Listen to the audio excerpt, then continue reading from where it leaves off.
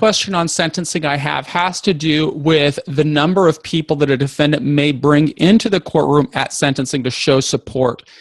Does that in any way, if an individual brings family members or community members into the courtroom at sentencing, does that speak anything to you at the sentencing hearing? I think here's how I look at it. I think it operates more on a subconscious level, but it can operate, it can show that there's tremendous family and community support, and that can be a factor in the likelihood of somebody in terms of rehabilitation. On the other hand, oftentimes no one comes on behalf of the defendant. And I try not to let that influence me. Maybe the defendant is too embarrassed to have his family there.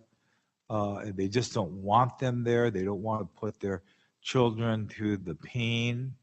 So it's just a case-by-case basis. You like to see family support. If there are good letters, there's family support, and maybe logistical problems, they have to come from too far away. But it's usually impressive to have people in the courtroom supporting the individual. And sometimes I've had them raise their hand and like it's a classroom and want me to call on them. And usually I'll say, well, come to the podium, tell us who you are. And I'll ask the parties if they have an objection. Usually they don't.